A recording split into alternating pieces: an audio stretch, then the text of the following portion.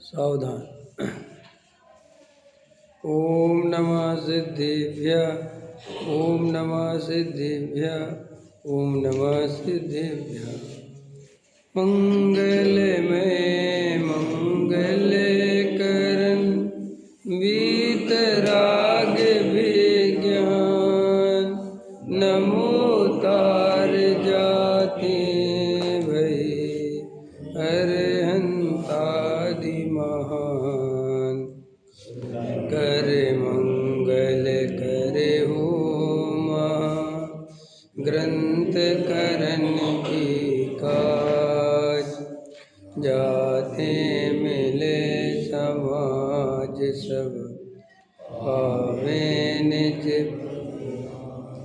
शिव उपाय करते प्रथम कारण मंगल, विघ्न विनाशक सुख करन, नमो शुद्ध शिव।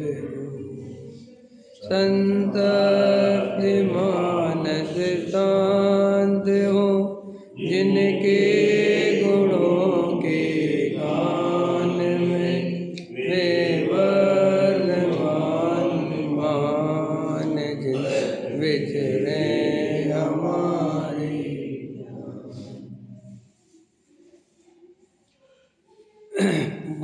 मोक्ष मार्ग प्रकाशक परमार्थ वचनिका पे अपनी चर्चा चल रही है। कविवर पंडित बनारसी द्वारा जी रचित, पृष्ठ क्रमांक 354। मोक्ष मार्ग को साधना या व्यवहार शुद्ध द्रव्य व क्रिया रूप सुनिश्चय, इस प्रकार निश्चय व्यवहार का स्वरूप सम्यक दृष्टि जानता है। मूढ़ जीव न जानता है न मानता है। मूढ़ जीव बंद पद्धति को साध कर मोक्ष कहता है, यह बात ज्ञाता नहीं मानते। देखो, मोक्ष मार्ग को साधना या व्यवहार, अब एक व्यवहार पे भी ऐसी बहुत चर्चा चलती है, इस पे भी कहीं ना कहीं बहुत अपनी गलती रह गई। क्या होता है, जो व्यवहार है ना, व्यवहार उसके भेद बहुत हैं और सबका नाम व्यवहार है। निश्चय के भी भेद बहुत है और उसका भी नाम निश्चय है, जबकि काम सबके अलग अलग है। जैसे देखो, स्त्री पुत्र मकान दुकान को अपना कहना भी व्यवहार है, ठीक है कि नहीं? और शरीर को अपना कहना भी व्यवहार है। तो ये दोनों व्यवहार अलग अलग हैं। एक उपचरित असद्भुत व्यवहार रहे, एक अनुपचरित असद्भुत व्यवहार रहे। फिर ऐसे ही आत्मा को मोही रागी देसी वाला, राग देश वाला कहना, ये सद्भूत उपचरित व्यवहार है। फिर आत्मा में ज्ञान है, दर्शन है, चारित्र्य ऐसा भेद करना, ये अनुपचरित सद्भूत व्यवहार है। और जबकि सबका नाम क्या है? व्यवहार। तो अब ये इतना सारा व्यवहार है और वो जिनवाणी में लिखा रहता है कि व्यवहार और निश्चय के बिना मोक्ष मार्ग नहीं चलता, तो बस वो व्यवहार में ये क्रिया कांड पकड़ लेता है। जबकि क्रिया कांड है, जो शरीर की क्रिया है, वो कौन से व्यवहार नय का कथन है? जिस नय ने शरीर को अपना कहा था, जिस नय ने शरीर को अपना कहा था, उस नय का कथन है ये। और वो कौन सा नय है? अनुपचरित असद्भूत व्यवहार नय। और जो अनुपचरित असद्भूत होता क्या है? सद्भूत माने जो वस्तु में होता है, और असद्भूत माने जो वस्तु में ही नहीं होता, होता ही नहीं। शरीर आत्मा से बिल्कुल भिन्न पदार्थ, बिल्कुल भिन्न। आत्मा का और शरीर का कोई संबंध ही नहीं है, बिल्कुल भिन्न पदार्थ हैं। दो द्रव्यों की सत्ता भिन्न भिन्न, जाति अलग अलग, एक पुद्गल की जाति का है और एक जीव की जाति का है। तो शरीर की क्रिया जीव की कैसे हो सकती है? अभी ये जो बोलने रूप क्रिया हो रही है, ये जो अपन जो बाहर में पूजा पाठ करके आए, सामग्री ये तो सब बिल्कुल प्योर जड़ की क्रिया है। लेकिन इसको जीव की कहना ये व्यवहार है। और कौन सा व्यवहार है? असद्भूत। असद्भूत माने सत्य में नहीं, वस्तु में ही नहीं है, फिर भी उपचार से कह दिया जाता है। जैसे केले का छिलका और केले के गूदे में कोई संबंध नहीं है। आप बिल्कुल छिलका अलग कर देते हो और गूदा केला बचा रहता है। छिलका की सत्ता अलग है, गूदे की उसकी सत्ता अलग है, वो दोनों दिखते एक साथ हैं। वह इतना व्यवहार है। तो अपन जब तक वो साथ में है तो उसे केला कहते हैं, छिलके को भी। लेकिन वास्तव में केला उसे फिर भी नहीं कहते, नज़र तो अपनी अंदर के माल पे है। बोलो। तो ऐसे ही जिनवाणी में जगह जगह जब ये कथन मिलते हैं कि व्यवहार नहीं भी जरूरी, तो ये अज्ञानी व्यवहार नहीं माने वो क्रियाकांड समझता है, उसके दिमाग में वो क्रियाकांड चल जाता है, जबकि वास्तव में व्यवहार जरूरी है। माने सुनो, व्यवहार माने क्या? ये जो 5 लब्धियां हैं ना, ये व्यवहार हैं। कौन सी लब्धियां? विशुद्धि लब्धि, क्षयोपशम लब्धि, विशुद्धि लब्धि और देशना और प्रायो कर्ण, वैसे व्यवहार है ये असली व्यवहार है। सम्यक दर्शन के लिए ये चाहिए। क्या क्या चाहिए? जो कहते हैं ना निश्चय, और एक तो त्रिकाली ध्रुव तो चाहिए ही चाहिए। तो चाहिए क्या? वो तो मैं हुई, ऐसा तो वो तो कहीं चाहिए नहीं। फिर वो त्रिकाली ध्रुव के अनुभव के क्या चाहिए? तो वो कहते हैं परिणामों में विशुद्धता चाहिए। अब वो विशुद्धता का अर्थ क्रियाकांड नहीं है, और वो अज्ञानी जीव विशुद्धता का अर्थ क्रियाकांड लेता है। तो फिर विशुद्धता में क्या लेना? विशुद्धता में आत्मा की सच्ची रुचि। क्या चाहिए? आत्म कल्याण करने की भावना, संसार दुख रूप भाषित हो, ये है विशुद्धि। और क्षयोपशम क्या होता है? उस आत्मा को समझने की योग्यता। अब मान के चलो तुम्हारी विशुद्धि हो और तुम्हारा ज्ञान ही उल्टा हो, तुम्हें समझे में कुछ नहीं आता हो, तो करेगो क्या? ऐसे बहुत सारे जीव हैं जिनकी कसाय बहुत मंद है, लेकिन क्षयोपशम ज्ञान बिल्कुल विपरीत पड़ा हुआ है, समझे में नहीं आती कोई बात। कितना ही समझाओ कि भैया सब समझते ही नहीं, बिल्कुल आया समझ में? तो देश वो हो गई, कौन कौन सी हो गई? विशुद्धि हो गई, क्षयोपशम हो गया। 2 समझ में आ गई रमेश जी? विशुद्धि माने क्रियाकांड नहीं, विशुद्धि माने छोड़ छाड़ नहीं, शुद्ध अशुद्ध भोजन नहीं। विशुद्धि माने आत्मा की सच्ची रुचि, आत्मा को समझने की सच्ची जिज्ञासा, आत्म कल्याण करने की भावना, और संसार में सुख कहीं नहीं दिखना, भाई उसकी विशुद्धि। चलो, क्षयोपशम भी समझ में आ गया कि उस आत्मा को समझने के लिए उतना क्षयोपशम होना अनिवार्य है। अब आगे चलो, देशना लब्धि। जब ये 2 लब्धि हो गई, तब तीसरा वो आत्मा को समझने के पास गुरु के पास जाएगा, देवसास गुरु के पास जाएगा। तो वहाँ जाना और वो सुनना, वो देशना लब्धि है। तो वो व्यवहार है सब, ये निश्चय नहीं है। तो इस व्यवहार के बिना परमार्थ नहीं होता। जब आपसे कोई कहता है कि व्यवहार के बिना निश्चय नहीं होता, तो बिल्कुल डरने की जरूरत नहीं है, बिल्कुल सही है ये बात। व्यवहार के बिना निश्चय हो ही नहीं सकता, क्योंकि व्यवहार तो देशना सुनेगा कि नहीं सुनेगा? हाँ वही तो अरविंद जी आज तो बहुत सही बोल रहे। ये सब व्यवहार है, ये व्यवहार है। तुम अपन क्या समझते हो? छोड़ा छाड़ी में, अरे वो तो बहुत अलग चीज़ है भाई, वो तो सम्मिश्रण के बाद की चीज़ है, वो क्या का व्यवहार? आप समझ गए कि नहीं समझ? भाई एक बात बताओ, शादी के पहले जब लड़की की शादी होनी है, सगाई और शादी के बीच में जो तैयारियां चल रही हैं, हॉल बुक हो रहा है, ये हो रहा है, वो हो रहा है, ये सब व्यवहार है, समझना? शादी हो गई, ये निश्चय है। फिर शादी के बाद लड़की को दोबारा लेने गए, अब खत्म हो गई बात। अब काय का व्यवहार, काय का निश्चय, समझे? अब तो डी एंड है बात, विदा हो गई। अब दोबारा लेने गए 4 दिन बाद, 6 दिन बाद, वो तो जाती रहेगी आती। अब कुछ नहीं दम, अब तुम्हें ना कोई रिश्तेदारों की जी हजूरी की ज़रूरत है, ना हॉल की ज़रूरत है, अपने घर की बात हो गई। समझ में आया? ऐसे ही जब परमार्थ सद जाता है, तो बाद का व्यवहार तो अपने आप प्रकट होता है, उसमें कुछ करना ही नहीं पड़ता। ये जो शुरू का व्यवहार है, इसमें जीव को ताकत लगानी पड़ती है। और मज़ेदार बात है, ये व्यवहार ही नहीं मानता कोई। प्रवचन सुनना व्यवहार है, परिणामों में आत्मा की रुचि होना व्यवहार है।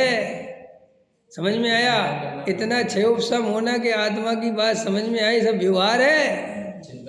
चिंतन कर। अब अभी प्राग लब्धि पे लेके जाऊंगा ना, अभी 4थी लब्धि पे। ये 3 लब्धि का काम सम्यक दर्शन पहले होना जरूरी है कि नहीं? बोलो। तो व्यवहार के बिना निश्चय नहीं हो गए, परम सत्य है ना। अगर ये जिनवाणी में कहीं मिला है तो बिल्कुल परम, लेकिन तुम व्यवहार का अर्थ नहीं समझते, तो हम क्या करें? हम व्यवहार का अर्थ क्रियाकांड समझते हैं, तो ये तो हमारी अज्ञानता है। व्यवहार का अर्थ कभी क्रियाकांड होता ही नहीं। जैसे कई लोग उसमें कह देते वे तो व्यवहार ही हो रहा है, व्यवहार ही हो रहा है, तो काय को देख के कह देते हो व्यवहारी, उसका क्रियाकांड देख के। ज़्यादा पूजा पाठ भक्ति करे, ज़्यादा वही अन्य अन्य उनमें चरणान योग आदि में रस लेवे, आत्मा की बात में रस न लेवे, तो अपन कहते व्यवहारी व्यवहार। वास्तव में क्रियाकांड से कोई व्यवहारी नहीं होता, क्योंकि क्रियाकांड का कर्ता जीव है ही नहीं। देखो ये जो पूजा पाठ भक्ति है ना, ये सब, ये तो वास्तव में इनका जीव रियल में करता नहीं है। उपचार की बात नहीं है, रियल में करता नहीं है। ये तो तुम्हारी कसाई की मंदता है, उस जाति की योग्यता है, तो वो हो रही है, तुम अभी भी ज्ञाता ही हो। ये मत सोचो कि हम पूजा करते तो विशेष पुरुषार्थ है, नहीं है, उसमें काय का पुरुषार्थ है। बंद पद्धति में कोई पुरुषार्थ नहीं है, समझ में आया। और उसे पुरुषार्थ मानोगे तो मोक्ष मार्ग के पुरुषार्थ से चूक जाओगे।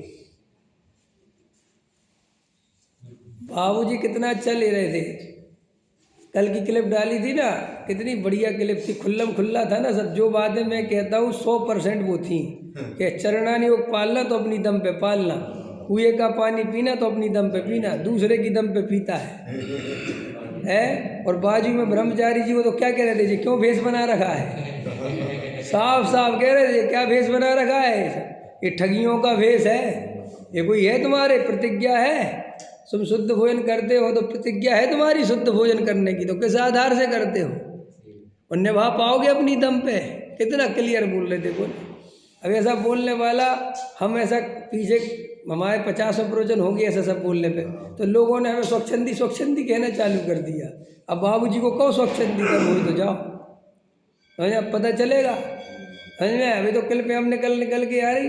मैंने अभी एक दिन कहा था कि भाई साहब दुनिया में ऐसा कुछ भी नया नहीं है जो मैं बोल सकूं, सब बोला जा चुका है, हमारी नज़र वहाँ नहीं गई है। बस मैं कोई नया लेके, क्योंकि वस्तु स्वरूप में नया हो कैसे सकता है, जब वस्तु अनादि अनंत नित्य एक सदा काल एक रूप से परिणमन करने वाली है, तो मैं नया लेके कैसे आऊँगा। तुम्हें लगता है कि जे नए राग देश भी नए नहीं है, यही के यही वर्तुल घूमता है, समझ में आया। ये संयोग नए नहीं है, यही वर्तुल घूमता है। ये विज्ञान कोई नया नहीं है, यही वर्तुल घूमता है। ये पंचम काल कोई नया नहीं है, यही वर्तुल घूमता है। ये आज जो हो रहा है ऐसा अनंत बार इस पंचम काल में हो चुका है। हमें लगता है कि ये मोबाइल अभी बना है, नहीं, ऐसा पिछला जो पंचम काल गया उसमें भी बन गया है, फिर खो खा जाता है, फिर जीवित हो जाता है, फिर वापस वो लौटता है, समझ में आए। युग का अंत, फिर शुरुआत, फिर अंत, फिर शुरुआत, और बीच की जो सिस्टम है वे चलते रहते। नया कुछ है ही नहीं, नया आएगा कैसे। आपको लगता है ऐसा जो चेहरा है ये पहली बार बना हुआ, अरे अनंत बार सब द्रव्य क्षेत्र काल परावर्तन में सब हो चुके हैं। सब पुद्गल परमाणु वापस धारण करे, फिर छोड़ दिए, फिर एक एक करके धारण करे, फिर छोड़ दिए। एक एक काल की एक एक समय की गणना में जन्म हुआ, मरण हुआ, जन्म हुआ, मरण हुआ, तब जाके वो क्षेत्र द्रव्य काल भाव परिवर्तन होता है। पंच परावर्तन पढ़े ना अपन ने, तब पंच परावर्तन का अर्थ है कि ऐसा कोई भाव नहीं जो धारण नहीं किया, ऐसा कोई भाव नहीं जो किया नहीं, ऐसा कोई क्षेत्र नहीं जहाँ जन्म मरण नहीं किया, ऐसा कोई काल नहीं जिसमें जन्म मरण नहीं हुआ। इसलिए रोज बर्थडे तुम्हारा रोज मना लिया करो, समझ में आया कि नहीं है। और रोज मरण दिन है, रोज पुण्यतिथि मना लिया करो, कोई संसार में दम नहीं है। तो ये जो अपन को लगता है कि व्यवहार व्यवहार, अभी प्रवचन सार में सुन रहा हूँ मैं डॉक्टर साहब का, तो उसमें लिखा है आचार्य अमृतचंद देव की टीका कि इस क्रिया कांड को छाती से लगा के रखा है जिसने ऐसा अज्ञानी। ये मूल गाथा की टीका में है अमृतचंद आचार्य, उसे छाती से लगा रखा उसने व्यवहार को, क्रिया का ऐसे पकड़ के रखा, ऐसे, ये नहीं छोड़ूंगा, ये नहीं छोड़ूंगा, यही तो मोक्ष मार्ग है, यही तो मोक्ष मार्ग है। तो कल सब अच्छे सुन लेना, वो क्लिप दोबारा सुन लेना। तो जिनको ऐसा लगता हो कि भाई विवेक बोलते, विवेक का अकेला नहीं बोलता है, जितने भी स्पष्ट वक्ता है, सच्चे ज्ञानी हैं, निर्भय हैं, निशंक हैं, वे बोलेंगे, आपको चाहे पसंद आए चाहे नहीं पसंद आए। और उन्होंने कल ये भी बोला था कि बताओ इतना आसन की बात करते हैं और रात में प्रवचन होते हैं, पंचकल्याणक होते हैं, बड़े बड़े आयोजन होते हैं, काय के मोक्षु हो तुम? ये बोल रहे थे वो। वैसे तो बाहर इतना आसन दिखाते हो, इतने अनंत जीवों को एक ही कल्याणक में निपटा देते हो, इतनी लाइटें जला जला के, समझ? तुम्हारा सारा जो है आचरण वो खाना पीना शुद्ध शुद्ध है। अरे कितना स्पष्ट ले रहे थे वो कि नल का पानी आता है नेचुरल, अब वो पियो, ये सब दुनिया भर का मत करो, क्योंकि तुम्हारे ये सब हिंसा हो रही है, तुम्हारे चक्करों को दूसरों से करवाते हो। कितना ले रहे थे? खुद खाएंगे शुद्ध और परेशान होगा दूसरा। करना खुद को कुछ है नहीं, अपनी दम पे करो ना वो आसन पालना हो तो। समाज वाले बेचारे परेशान, समझ में आ गए? समाज में लाओ जी हम तो अटपेरा घी खाएंगे, अब लाओ अटपेरा बेचारे भी कहाँ से ले आए? तो दुकान भी बता देते हैं आजकल के वहाँ मिलेगा। आजकल तो ये भी व्यवस्था कर दी, दुकान भी खुलवा रखी है खुद नहीं कि वहाँ मिलेगा, जाओ वहाँ से मंगवा लो, कि वहाँ शुद्ध मिलता है। हाँ सब शुद्ध मिलता है, समझ में आया नहीं? विचार करना। तो मैं काहे पे बोल रहा हूँ कि व्यवहार वास्तव में ये जो 4 लब्धि 5 लब्धि ये सब व्यवहार है, समझ में आया? बिल्कुल ये है असली व्यवहार, और इस व्यवहार के बिना निश्चय नहीं होता। ऐसा आगे समझे? और क्रियाकांड पूजा पाठ व्यवहार नहीं, ये व्यवहार 5 लब्धि वाला, क्योंकि देश ना लब्धि सुने बिना तत्व समझेगा कैसे? तो देश ना लब्धि पहले सुनेगा, और देश ना लब्धि सुनना व्यवहार है कि निश्चय है? व्यवहार तो पहले व्यवहार हुआ कि निश्चय हुआ? तो ठीक है, इसमें क्या दिक्कत है? ऐसे व्यवहार पूर्वक निश्चय होता है। लेकिन फिर ये लड़ाई झगड़ा क्यों फैलता है? वो इस बात पे झगड़ा होता है कि तू जिसे व्यवहार कहता है क्रियाकांड को, वो व्यवहार नहीं है, वो निश्चय के बिना नहीं होता।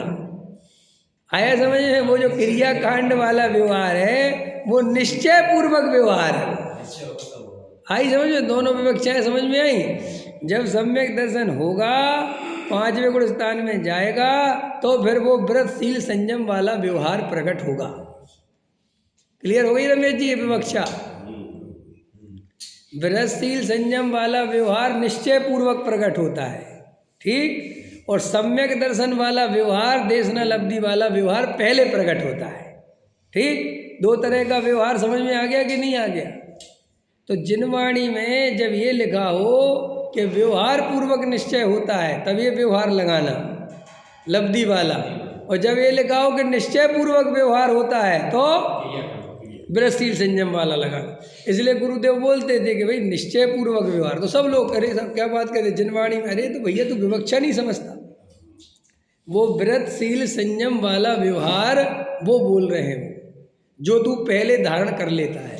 इसलिए कहते हैं कि तूने ये पहले धारण कर लिया, तो ये तूने किस आधार पर धारण कर लिया? नहीं समझा? जब बाबूजी कल ले रहे थे कि तुमने प्रतिज्ञा ली नहीं, तो तुम करते किस आधार पे हो ये सब? दो जवाब दो। है और तुम प्रतिज्ञा है नहीं, और सोच का भोजन खा खा के परेशान सबको करते हो, और उसका कोई समझ में आ नहीं रहा क्या फायदा क्या है? बता, या तो बोलो कि भाई प्रतिज्ञा है, बात खत्म हो गई। नहीं समझ में? मैंने कल परसों भी लिया था, ऐसी क्या प्रतिज्ञा, काय बात का तुम्हारा सोच कि मौका पड़ेगा तो खा लेंगे,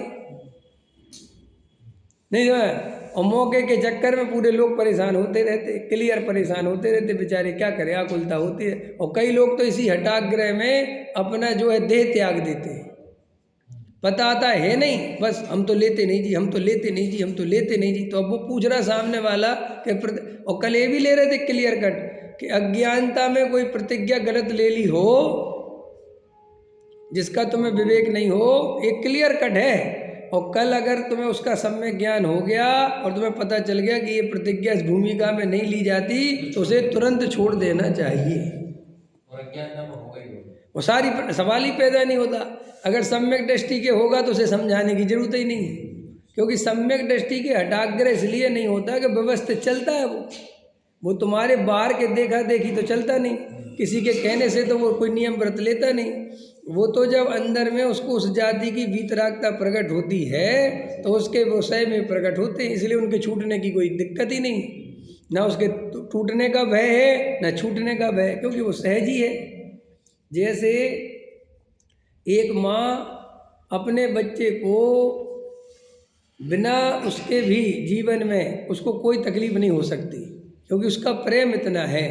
ऐसे ही सम्यक दृष्टि का आत्मा से प्रेम इतना है कि उसके जीवन में पंचम स्थान वर्ती अगर भूमिका आएगी तो वो देखा देखी कुछ नहीं करता, सहज ही उसके यथायोग संयम प्रकट हो जाता है। वो संयम प्रकट हो जाता है अपने आप ही। और जैसे अपन को देखो, अपन को संयम प्रकट हुआ कि नहीं? अगर आप सच्चे मोक्षु बने हैं तो आपको व्यर्थ की जगह जाने का मन नहीं करता होगा, बोलो। तो ये आपका उस जाति का संयम अपने आप प्रकट हुआ कि नहीं हुआ? अगर आप सच्चे मोक्षु होंगे तो आपका स्वाध्याय आदि में, तत्व विचार आदि में मन लगता होगा, गप्पे मारने में बहुत मन नहीं लगता होगा। और कम से कम राजनेताओं से, इन उल्टे सीधे लोगों से मिलना जुलना, अगर कभी मुसीबत में मिलना भी पड़ जाए तो एक आफत लगती होगी, ऐसा में। तो आपका इतना आचरण, इतना तत्व समझने पर अपने आप प्रकट हुआ कि नहीं हुआ? अब आप मौन रहते हो, ज़्यादा नहीं बोलते, ज़्यादा घूमने फिरने का राग नहीं आता, पहले जैसे आता था वैसा नहीं आता। अब ये अपने आप ही आपको अंदर से कुछ चेंज आया कि नहीं आया तत्व समझने के बाद? और अगर नहीं आया तो आप ये समझो कि अभी तत्व समझ में नहीं आया। इसे चारित्र मोह के खाते में डाल के नहीं करा जा सकता, क्योंकि सच्चा मोक्षु आत्मार्थी होगा तो उसे अपने आप एकांत प्रिय लगने लगेगा। उसे भीड़ ज़्यादा रस नहीं देगी, उसे भीड़ में, राजनीति में, तुम्हारे मान आदिक में बहुत रस नहीं आएगा, मंदिर आदिक में वो राजनीति से बिल्कुल दूर हो जाएगा। ये सच्चे मोक्षु का लक्षण है। और अगर वो ये तत्व सुनता है और ये राजनीतिक आदि करता है तो या तो वो तत्व नहीं समझता या फिर राजनीति का स्वरूप नहीं समझता। समझ में आया? अंदर में दोनों एक साथ नहीं चल सकते। और अभी वर्तमान में कितने सेठिया हैं मुमुक्षुओं में, जो बड़े अपने आप को मोक्षु मोक्षु का तमगा लेके घूमते रहते हैं और अंदर उन्हें तत्व की कोई रस नहीं है, तत्व का कोई रस परिपाक नहीं होता। एकांत का उनको तो पूरे टाइम नेतागिरी, राजनीति, धर्मशाला है ना, और ये तुम्हारी संस्थाएं, और ये उनकी मीटिंग, उनकी मीटिंग, ये मीटिंग, वो मीटिंग, फला ढगा डा करते रहते दिन भर। और उनसे पूछोगे तो मोक्षु, हाँ साहब पक्के हैं। ये पक्के मोक्षु का लक्षण नहीं है। हम गुरुदेव के अलावा किसी को नहीं मानते, ये पक्के मोक्षु का लक्षण नहीं है। हम गुरुदेव की फोटो के अलावा, ये क्या व्यर्थ की बातें हैं? तो सब तुम तो ये बताओ, एकांत में आत्मा का ध्यान करते हो, तत्व विचार करते हो कि वो तो समय नहीं मिलता, तो बस नंबर 2 के मोक्षु हो तुम। समझ में आया? नकली मोक्षु हो। हाँ, समझ में आया ना? पंथधारी, संप्रदायधारी मोक्षु हो, तुम असली मोक्षु नहीं हो। और वे सब मोक्षु सुन लें, चाहे वे सेठियाँ हो चाहे पंडित हो, पंडित भी सुन लेना। जो पंडित एकांत में तत्व विचार नहीं करते, जिन्हें आत्मा की सच्ची रुचि नहीं है, चाहे भले वे समय सार पढ़ाते हों, जगह जगह प्रवचन करते हों, विधान कराते हों, चाहे भले वो कुछ भी करते हों बाहर में, लेकिन अंदर में खुद को अगर आत्मा की सच्ची रुचि नहीं है तो वे ना पंडित हैं न वे मोक्षु हैं। चाहे समाज उनको भगवान की तरह पूजती हो, चाहे वे कितने बड़े पंडित बन गए हो, सब पंडितों को अपना अपना गिरेबान झांक के देखना चाहिए कि हमें आत्मा की सच्ची रुचि है कि नहीं, कि हम खाली बस पूर्व जन्म के पाप, पंडित्याई माथे पड़ी, ऐसी तो स्थिति में नहीं पहुंच गए। क्योंकि जीवन आदमी काट लेता है और उसे जीवन की परम सच्चाई कभी पता नहीं चलती कि वास्तव में वो चाहता क्या था। पता अभी आप लोगों को लगता होगा कि आप यही चाहते हो जो आप हो, नहीं, जरूरी नहीं है। 90% केस में मनोवैज्ञानिक कहते हैं आदमी जो बनना चाहता है वो बन ही नहीं पाता, परिस्थितियां जो बनाती हैं वो बन जाता है, और बाद में वो समझौता करके ये मान लेता है कि मैं यही बनना चाहता था। सच बता रहा हूँ आपको, क्योंकि हम इतनी हिम्मत नहीं जुटा पाए, हम इतनी रिस्क नहीं ले पाए जीवन की। हम डरे हुए आदमी थे, तो हम डरे हुए थे तो जैसी जैसी परिस्थिति मिलती गई हाँ जी करते गए। देखो, जो लोभी होगा, सुख का लोभी, और जो भयभीत होगा वो व्यक्ति कभी अपने मन का नहीं जी सकता। लोभी व्यक्ति हमेशा लोभ के वशीभूत होकर दूसरों के मन का जीता है। मेरा मन तो कर रहा है कि तुम्हें गाली दे दूँ, समझ में, लेकिन दूंगा नहीं, यार माल बहुत जाता है इनके यहाँ, सब काम पड़ेगा, ये आदमी बहुत काम का है, अरे साहब, अरे साहब, अरे साहब। मैं तो दिल्ली वालों में आके बहुत देखा, ये लोग यहाँ बुराई करते हैं और पीठ पीछे इनकी कमेटियाँ चलती हैं, पीठ पीछे इनके धंधे पानी चलते हैं, ब्याज पे पैसा चलता है उसी से। तो अपन अब समझ में आया कि अरे यार, नकली धंधा तो यहाँ है, असली धंधा तो वहाँ है। आया समझ में? फिर यहाँ पे अरे भाई साहब, अरे भाई साहब, अरे भाई साहब, अरे भाई साहब, और वो जैसे ही जाता है नंबर 1 का दुष्ट है। तो भैया जब दुष्ट है तो ये उसके सामने तुम भैया जी क्यों कर रहे थे? तो वो लोभ कसा है उसकी काम करती है।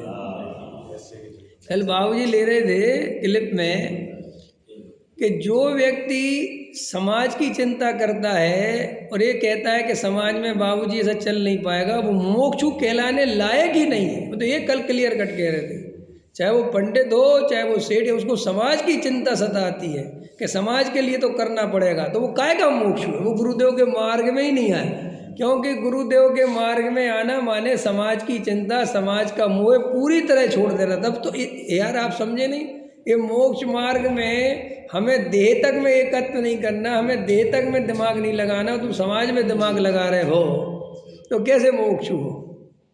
आया पकड़ में आया कि नहीं? तो लोभी व्यक्ति जो होगा वो हमेशा 10 लोगों की सुन लेगा, क्योंकि उसको अंदर लोभ है कि काम पड़ेगा। एक तो ये कसाय हो गई। अथवा भय, लोभ और भय जोड़ा है। लोभ भय को साथ में लेके आता है, क्योंकि इसमें भय अपने आप इंक्लूड हो गया कि लोभ माने मुझे इससे माल चाहिए, और भय माने अगर इसने छोड़ दिया तो मेरा क्या होगा। तो लोभ और भय की जोड़ी है। तो जो व्यक्ति जितना लोभी होगा उतना भयभीत हो जाएगा, ये पक्की बात समझ लो। समझ में आया? इसलिए लोभ और भय को एक साथ सहने वाले सबसे बड़े जगत में पता कौन है? नेता। इसलिए नेता की जितनी मोटी चमड़ी होती है भैंस से भी ज़्यादा। समझ में आया? रविंद्र क्या है नाम इनका, रमेश जी कह रहे अच्छा, अरे सुना नहीं कल का योगी जी का भाषण? समझ कह रहे इतनी मोटी चमड़ी है इसकी ये इसको कुछ नहीं फर्क पड़ता, कुछ भी बोलो है भैया, अपने मुंह से अपनी गाली सुनाता रहता है। इनने गाली दी, इनने, क्योंकि उसको लोभ और भय वो सब सुनने के। अभी तुम नेता भी जो निकल रहे हैं ना, जो नेता लोग वोट मांगने, तुम उठा के जूतों की माला पहना दो उनको, तुमसे कुछ नहीं कहेंगे, फिर भी कहेंगे जी बाबू जी बाबू। तो तू अंदर से जी बाबू जी कर रहा है, मुझे पता है तू अंदर क्या चल रहा है। एक बार बन जाने तो उसका घर तुम लिख लो कौन सा है अंदर। समझ में आया? तो देखो लोभ और भय, समझ में वो अंदर वो उसको कितना मायाचारी कराती है। तो ऐसे ही अपन को अंदर में अगर जो लोभ और भय है तो अपन अपनी ज़िंदगी जी नहीं सकते। आप फिर हमेशा समाज से, भीड़ के हिसाब से जीते रहोगे। क्यों? ये अभी एलोन मास्क है ना, एलोन मास्क अभी दुनिया का सबसे बड़ा आदमी है। उसका पता क्या फॉर्मूला है? वो कहता है कि ज़िंदगी में अगर तुमने रिस्क नहीं ली जिसमें तुम्हारा सब कुछ लुटने वाला हो तो तुम्हारी ज़िंदगी 2 कौड़ी की है। समझ में आया? वो पता बड़े से बड़े दाव खेल जाता है। वो कितने बड़े दाव खेलता है वो। मैंने वैज्ञानिकों ने कहा, वो रॉकेट साइंस में घुस गया ना, तो ये क्या था कि ये रॉकेट सीधा ऊपर जाता था। उसने कहा ये सीधा ऊपर क्यों जाता है? समझ में आया कि नहीं आया? इसका कुछ ऐसा जुगाड़ सेट करो कि जो ऊपर से जाके नीचे आए। बोले ऐसा हो ही नहीं सकता। उसने कहा सब हो सकता है, करो। और उसने वो टेक्नोलॉजी विकसित करी, उसने फिजिक्स की टेक्नोलॉजी बदली। यही एक फार्मूले पे क्यों जीते हो, दूसरा फार्मूला चलाएंगे। फिर वो एक कार उसने ऐसी बनाई कि जो कोई सोच भी नहीं सकता था। तो बोले साहब इसमें आप बर्बाद हो जाओगे। बोले सही, ठीक है, रोड पे ही आ जाऊंगा, और तो कुछ नहीं होगा। माने आप समझ गए, जिंदगी वास्तव में ये मुनिराज बनना क्या है?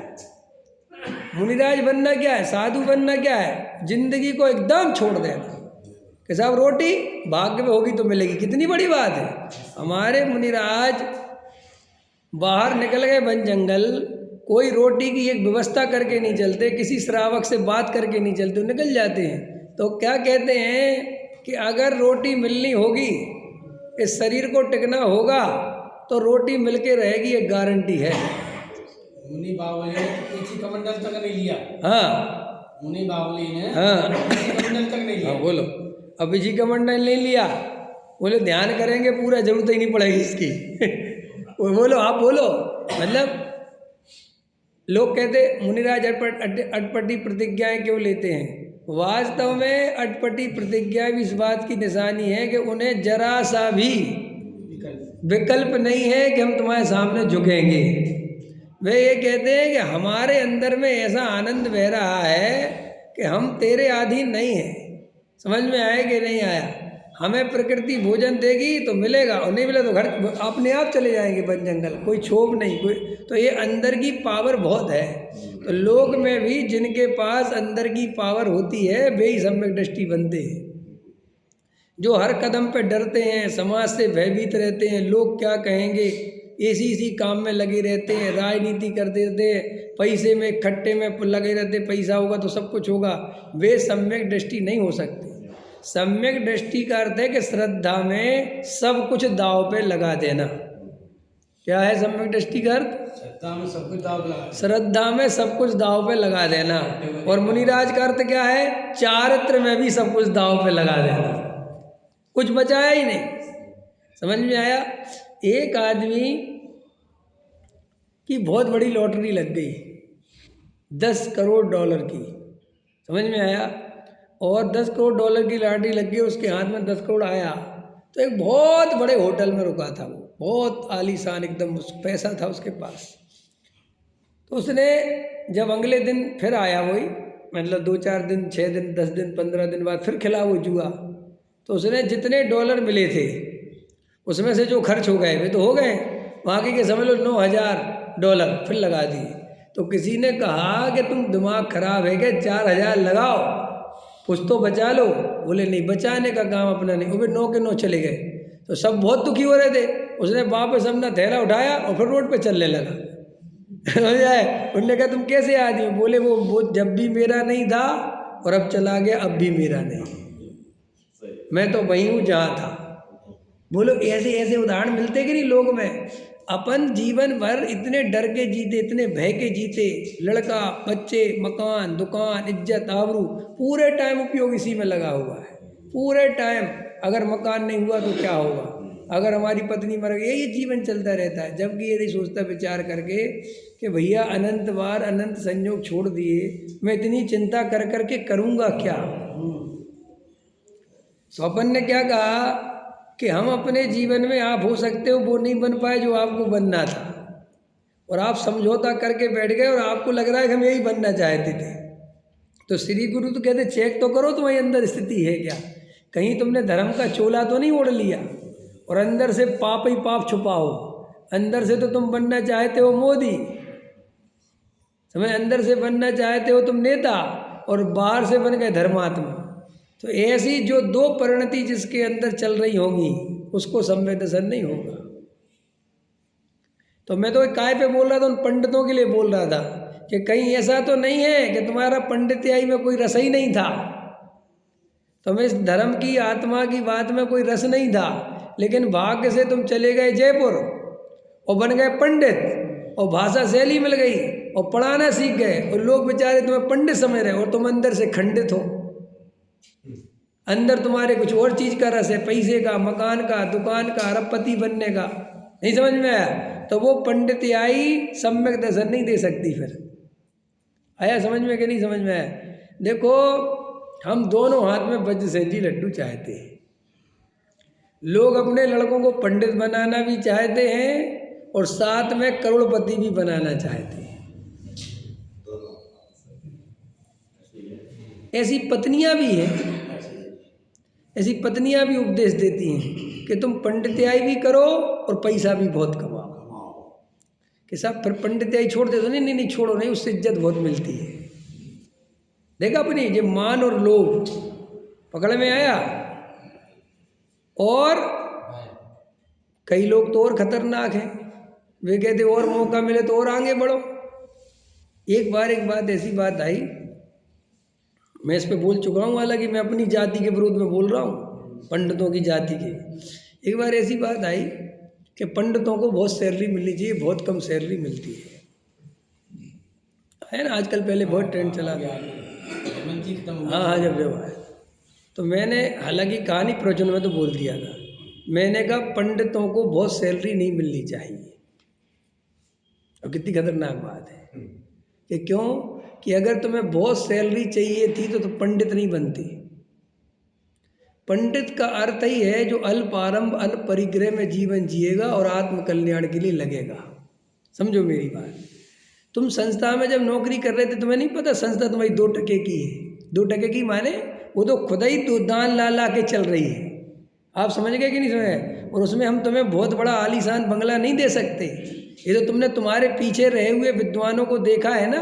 हम तुम्हें बहुत बड़ी जगह नहीं दे सकते, हम तुम्हें बहुत पैसा नहीं दे सकते, ये उसकी एक लिमिट है, क्योंकि वो कोई घर की बात नहीं है। आज अपन ब्राह्मी सुंदी चला रहे, कोई भी चला रहे, तो लिमिट ही तो है भैया पैसा खर्च करो। कौन अपने घर में कोई अरबपति थोड़ी है भाई। तुम लोग भी तो जा के कहीं से लेके ही आते हो। अब तुम कहोगे नहीं जी मैं तो आत्म कल्याण करना चाहते हो इसलिए मैं तो संस्था में रहूँगा। डायलॉग क्या मारते हो? आत्म कल्याण करना है मैं तो जी संस्था में रहना जी, मुझे जो है नौकर चाकरी में नहीं पड़ना, जगत के चक्करों में नहीं पड़ना। बहुत अच्छी बात है, अच्छा है ना, अच्छी भावना है ना कि हाँ साहब। और कुछ ही दिन बाद सब इंजीनियरों को 1 लाख मिलता है, सब डॉक्टरों को 2 लाख मिलता है। अरे अब ये बात कहाँ से आ गई? अगर यही बात थी तो फिर ये रास्ता नहीं चुनना था। मैं सच कह रहा हूँ। और अगर पंडित बन भी गए थे और तुम्हें पैसे का रस था तो व्यापार करते, बाहर निकलते, कंपटीशन की तैयारी करते, बनते IAS ऑफिसर, बनते कोई बढ़िया प्राचार्य प्रोफेसर बनते, क्या दिक्कत है?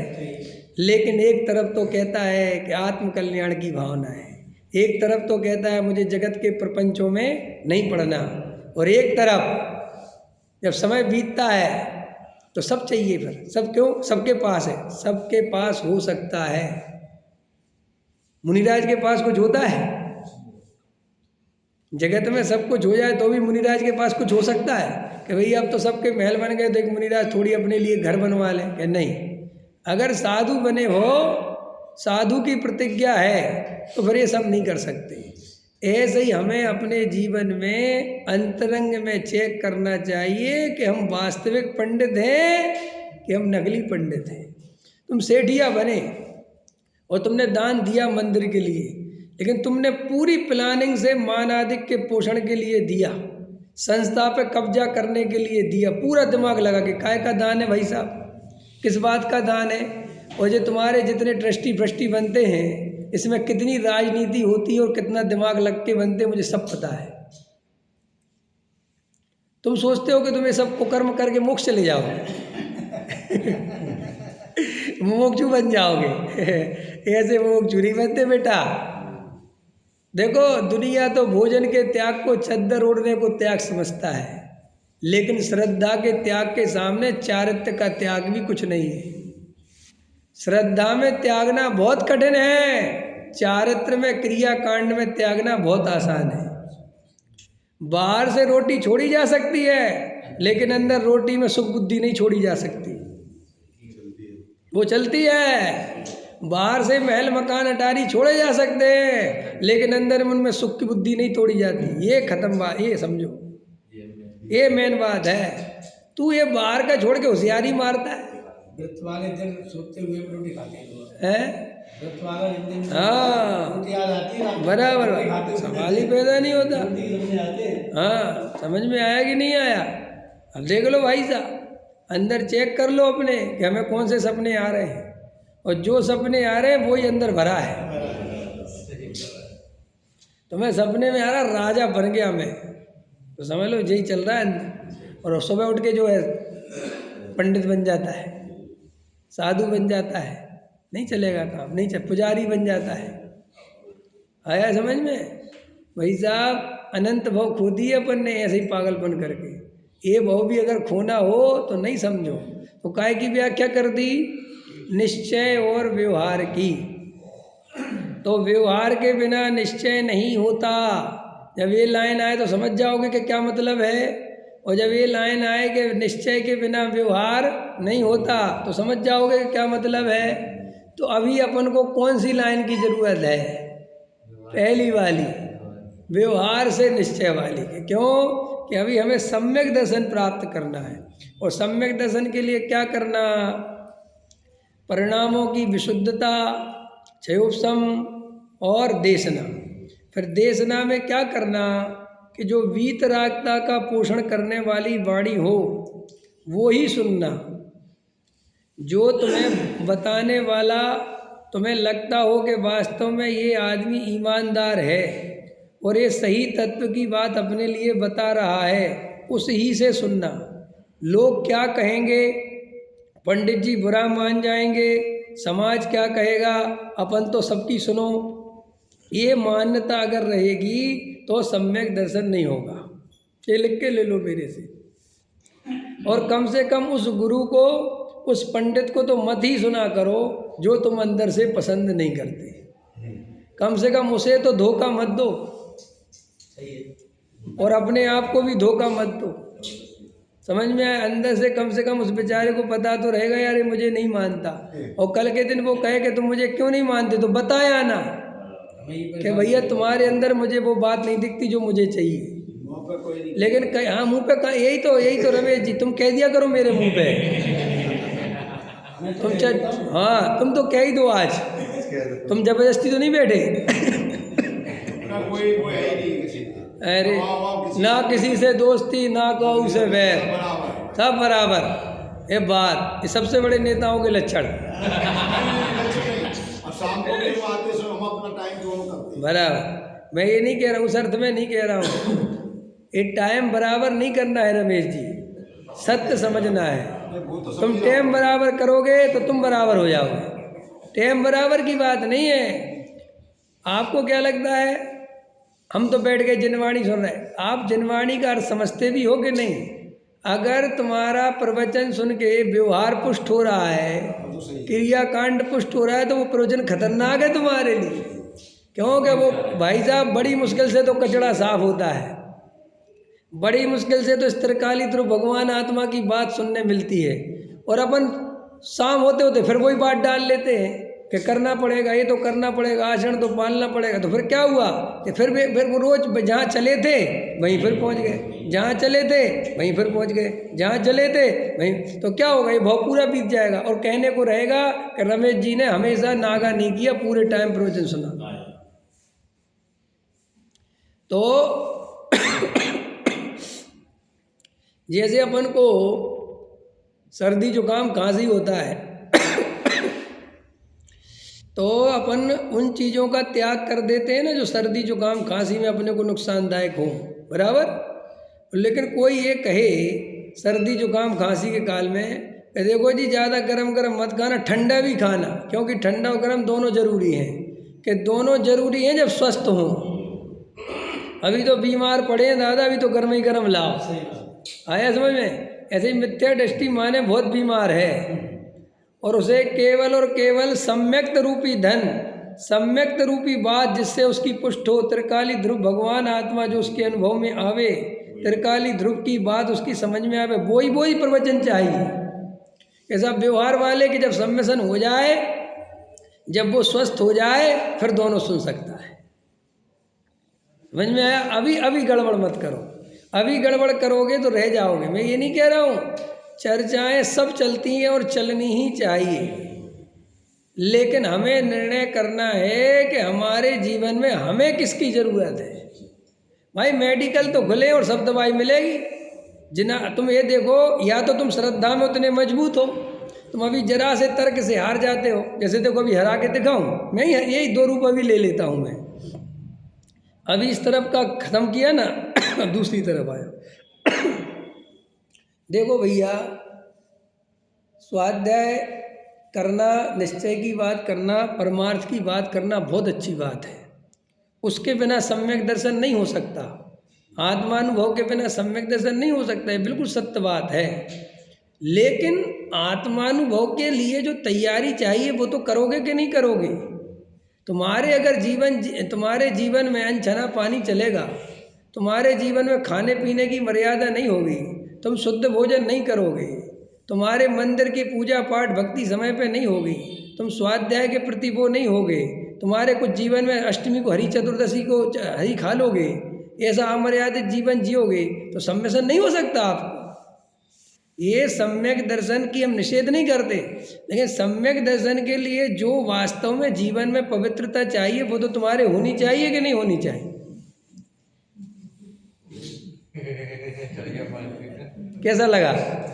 एकदम ठीक है, बिल्कुल सही। कहीं तो कह रहे हो आज तो विवेक जी को क्या हो गया। की दूध ये बात सही है। हाँ, और ये बच्चे सेन जी जैसे श्रोता बैठे हो तो शेरनी का दूध ले आते हैं बार बार है। देखो भैया, हम निश्चय की उड़ा नहीं रहे, लेकिन परमार्थ साधने के लिए ये व्यवहार जरूरी है। समझ में? ऐसे नहीं होता जीवन में तुम कुआचरण करके तुम नहीं कर सकते। अब मजेदार बात है, वो जितना उसने कुआचरण बोला वो तो तुम्हारी चल ही रहा है। अब तुम हाँ तो गर्दन बहुत हिला देते हो, मैं भी जानता हूँ, लेकिन तुम्हारी हालत ये है कि तुम उस आचरण पे ना चलने वाले हो ना कहने पर हाँ हाँ भरते, हाँ बिल्कुल, हाँ हाँ हाँ, क्या हाँ, कुछ करो फिर।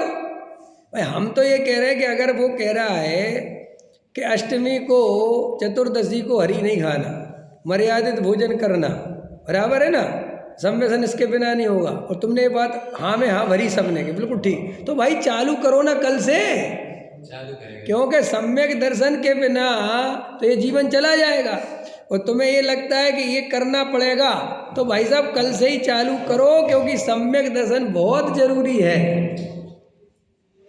नहीं समझ में? लेकिन उसकी हाँ में हाँ भरता है, ऐसा सोचता है, पता अनुमोदना करने से पुण्य बंधेगा।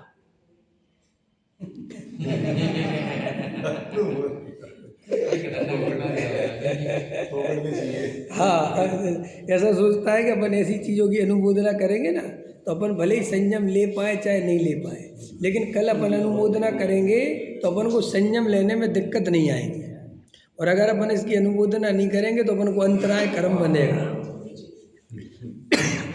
जैसे कोई साधु बन रहा हो ना, कोई साधु बन रहा हो तो आदमी दोनों हाथ से ताली हो जाता है, बहुत अच्छा, धन्य आपके वैराग्य की अनुमोदना करते हुए आ जाते ना लोकांतिक देव, ओ धन्य धन्य धन्य, ऐसे बलशाली, ऐसे ऐसे ऐसे ऐसे ऐसे हम आपके वैराग्य की अनुमोदना करते हैं, करते ना। तो नीचे वाले कहते हाँ जी हम भी करते हैं, तो इससे पूछो तुमने क्यों करी? कहता जी इसलिए करी, कल के दिन हम बनेंगे तो हमें दिक्कत नहीं आएगी। तो यार, और अपन ने कहा यार ये द्रव्य क्षेत्र काल भाव तो है नहीं मुनि बनने का, ये लगता तो है नहीं कि मुनि चर्या का पालन हो पाएगा, तुम काहे को इनको जबरदस्ती बेचारे चने के पेड़ पे चढ़ा रहे, तुम फालतू, तुम पापी हो यार, कोई बनता है तो बनने दो। नहीं वो तो बात ठीक है, लेकिन अरे बे उनकी जाने, अपन पाप क्यों कमाए ऐसा कह के? देखा सुने ऐसे कभी?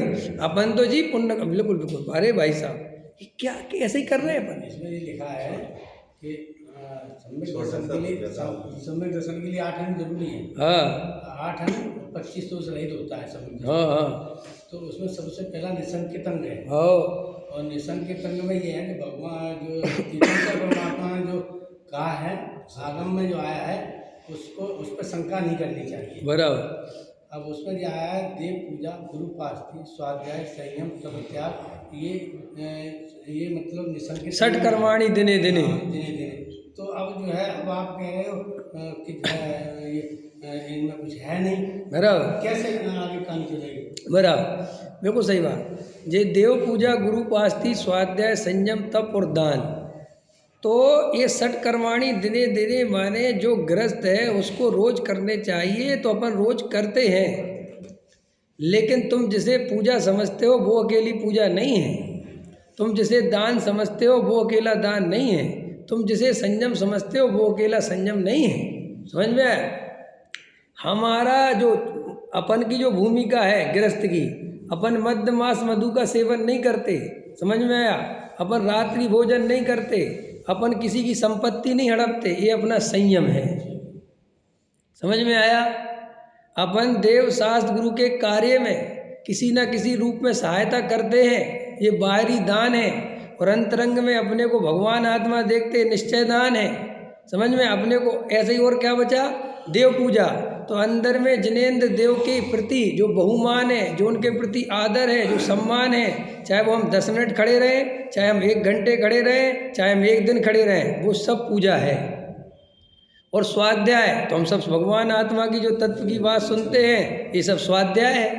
और क्या पता? गुरु, तो हमें गुरु के प्रति जो बहुमान है, हम दिगंबर मुनिराज के अलावा, भावलिंगी संत के अलावा किसी और को साधु नहीं मानते, और हम उनके चरणों में कोटि कोटि नमन प्रति समय अपने भावों में करते हैं। ये गुरु के प्रति भक्ति है, ये गुरु का सम्मान है। और हमारे मुनिराज को कोई कष्ट ना हो जाए, ये हमें बहुत तकलीफ, बहुत भाव रहता है, ये हमारी उनके प्रति भैया वृत्ति है। ये नहीं है कि मुनिराज के पैर ही मिलेंगे दबाओगे तभी भैया वृत्ति होगी। हमारे दिगंबर मुनिराजों को या किसी भी संत साधु को, अरे हम तो जीव मात्र को कष्ट ना हो, ऐसी अपनी भावना है कि नहीं, ये सब भैया वृत्ति है। समझ में आया। और किसी के अपन को अगर दुख तकलीफ हो तो अपन मदद कराते।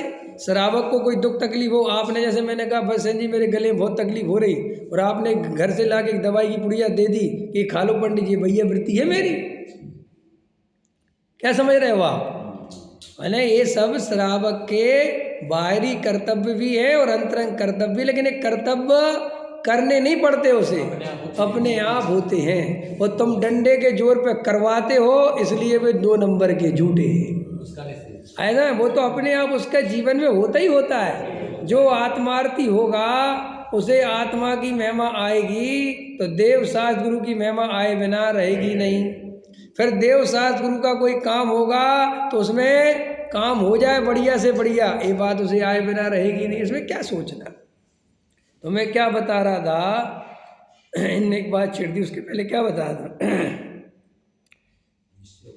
नहीं, निश्चय व्यवहार तो बता रहे थे, एक और कोई बात कह रहा था ना। चलो कोई नहीं, अपने को गहराई से अब सटके हो गए तुम्हारी देश न लब्धि, अब आ रहे थे प्रायोग लब्धि पे आना था कि अब गहरे तत्व विचार में जाना ये व्यवहार है, ये निश्चय नहीं है।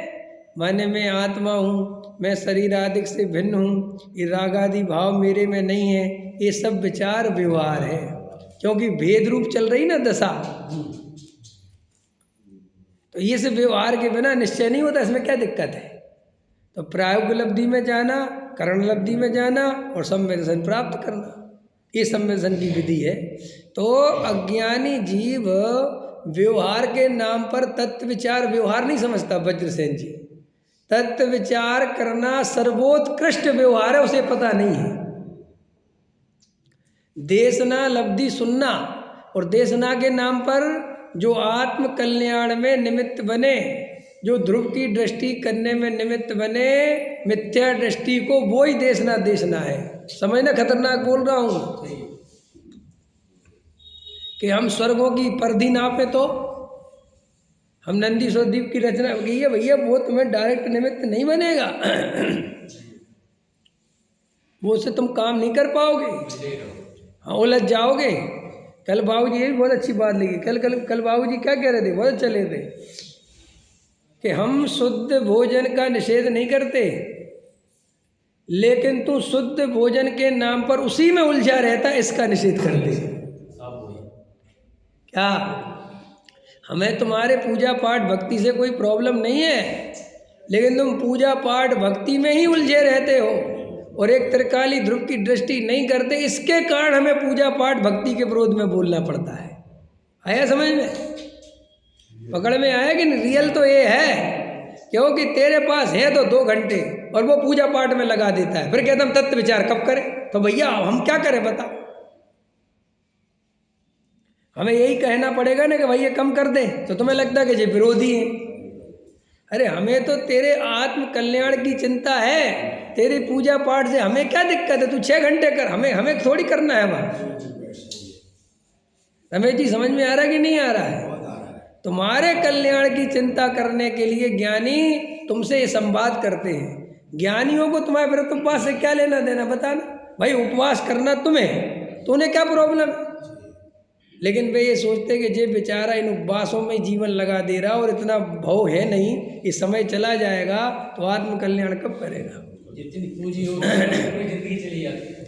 कल बाबूजी ले रहे थे, यो अभय जी के साथ ही चर्चा थी ना कि तुम दिवाली के दिन लड्डू बांधते हो, अरे तुम्हारे घर में दिवाली के दिन तुम्हारा बच्चा मर जाए तो तुम उस दिन दिवाली मनाओगे? नहीं मनाओगे। तो दिवाली का दिन तो जैनियों के लिए बहुत दुखद दिन है, क्योंकि महावीर भगवान हमें छोड़ के चले गए थे। तो उदाहरण दे रहे थे वो आदिनाथ आदि प्राण का, कि जब आदिनाथ भगवान का निर्माण हो गया तो भरत जी रोने लग गए।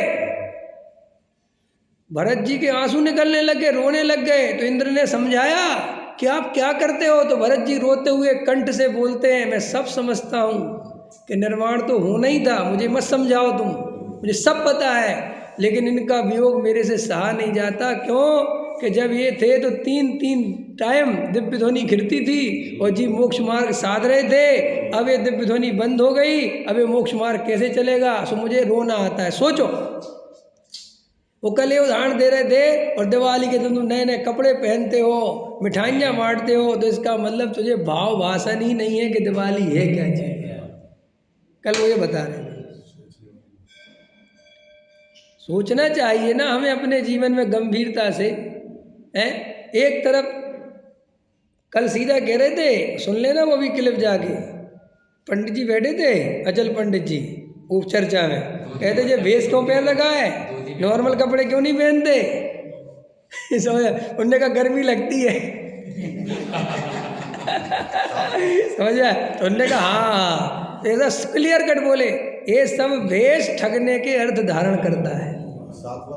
और दूसरी बात उन्होंने ये भी कहा कि जब ये तुम भेष रख लेते हो तो लोग तुमसे फिर हर चीज़ शुद्धता की अपेक्षा रखते हैं, क्योंकि अब भेष धर लिया तो हर आदमी सोचते हैं तो शुद्ध ही लेंगे, अटपैरे घी लेंगे। सो अब तुम और दबाव में पड़ते हो। वो कहता पंडित जी तो अटपैरा ही लेंगे। अब पंडित जी जबकि छठपेरा भी ले लेते हैं, अब लेकिन मैं कह रहा अटपैरा ही ले आओ भैया।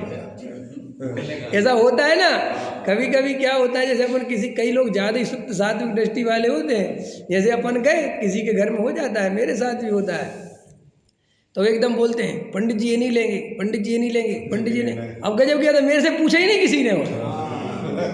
तो मैं एकदम कभी कभी तो बोल देता हूँ इधर आओ भाई साहब, आपको किसने कहा, ये सूचना किसने पहुँचाई आप कि मैं ये नहीं लेता है। बोले नहीं वो पंडित जी नहीं ले। मैं कहा मैं लेता हूँ। तो अब मैं दवाओं में आके, और उसकी नज़रों में वो शुद्ध खा, क्योंकि मेरे को क्या जा रहा भाई, उसने 50 आइटम बनाए, और अगर मुझे 3 आइटम नहीं लूँ तो क्या मेरे बाप का जा रहा है। लेकिन वो 3 आइटम नहीं लेके मैं कितना बड़ा धर्मात्मा उसकी नज़रों में हो जाऊँगा एक चक्कर। समझ में आया। क्योंकि मुझे तो उसने 16 आइटम बना रखे, मैं नहीं मिलूँगा तो क्या जा रहा मेरा। लेकिन मैं वहाँ प्रतिष्ठा तो पालूँगा, लेकिन वे 3 आइटम जो मैंने मायाचारी करी कि खाता था और उसके सामने नहीं बोला, तो इसका पाप मेरे गले जाएगा कि नहीं जाएगा। और दूसरी बात, यहीं तक नहीं रुकना, गलती से कहीं उसने मुझे वो खाते हुए देख लिया तो फिर कितना अवर्णवाद, कितना वो अप्रभावना होती है। सोचो बात, विचार करो कि देखो ये पंडित मैं जानता हूँ, हमारे घर पे कह रहा था ये लेता नहीं, यहाँ ले रहा है। इसलिए कोई शुद्ध भी बनाता है तो मैं शुद्ध लेते हुए ये कह देता हूँ कि तुमने बना लिया तो बहुत अच्छी बात है, मैं नॉर्मल भोजन भी, सदा सात्विक भोजन भी लेता हूँ, मैं अशुद्ध नहीं बोलता हूँ। एक डॉक्टर साहब ने बोला एक प्रवचन में, तो तुम ये क्यों बोल देते हो हम अशुद्ध लेते हैं। ये बोला करो हम शुद्ध सात्विक भोजन लेते हैं जो एक गृहस्थ के योग्य है। समझ में आया कि नहीं आया। न लोग अब अशुद्ध का मतलब तो हम सब खा लेते हैं, ऐसा थोड़ा ही है, लेकिन जो एक गृहस्थ के योग, सामान्य गृहस्थ के योग वो लेते हैं, जो अपने घर में सबके होता है, मोक्षुओं के घर में। समझ में आया। तो श्री गुरु कहते हैं कि तू ये प्रशंसा पाने के लिए ये झूठ भरे मत बोलना।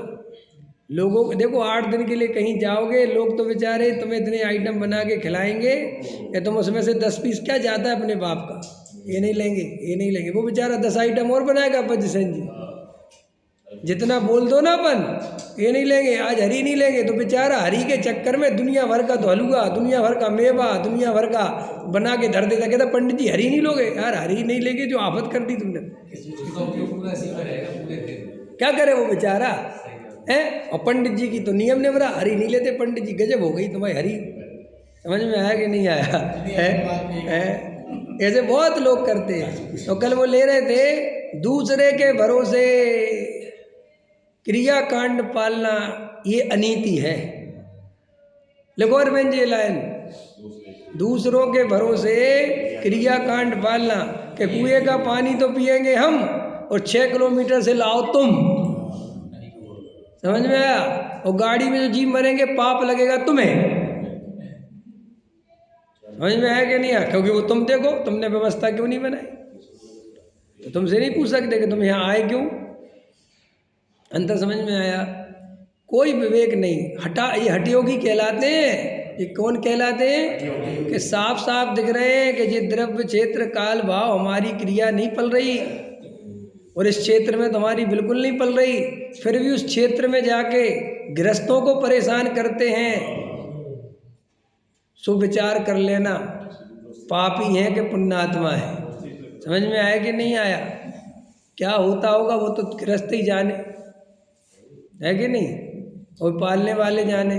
तो अपने को गहराई से विचार करना कि अपना जीवन सहज, नेचुरल और एक त्रिकाली ध्रुव के लिए समर्पित होना चाहिए। कल अभय जी ने भी पूछा था, वो ही बताई दूँ, काम की बात थी। कल अभय जी ने पूछा कि आत्म आराधना कैसे करना चाहिए बाबू जी। मैंने इतना बढ़िया जवाब दिया, एक त्रिकाली ध्रुव को देखो बस, सब जगह से दृष्टि हटाकर बस अपने को त्रिकाल। तो बोले देखे कैसे? बोले बस उसी में रस लो तो दिखने में आ जाएगा। कितना अच्छा जवाब, उसी में रस लो, वही सोचो, बार बार उसी का विचार, बार बार उसी का विचार, रस आ जाएगा अपने आप धीरे धीरे। कि कोई विधि का यही विधि है। अभय जी का फोन भी आया था कल मेरे पास। हाँ। तो मुझे कह रहे कि हमारे चेले से कह देना विवेक जी से, हाँ। कि वो हमारे पंच कल्याण की जो है घोषणा करते हैं। कौन से पंच कल्याण की? जबलपुर का। अच्छा, हाँ ठीक है भैया, जबलपुर में पंच कल्याणक है, सभी लोग जरूर पहुँचे, है ना, ध्यान रखें, फरवरी में है। 2 फरवरी से 6 फरवरी तक, ठीक है, सभी लोग जरूर पहुँचे। अभय जी से बोल देना, बोल दिया है। सहजानंदी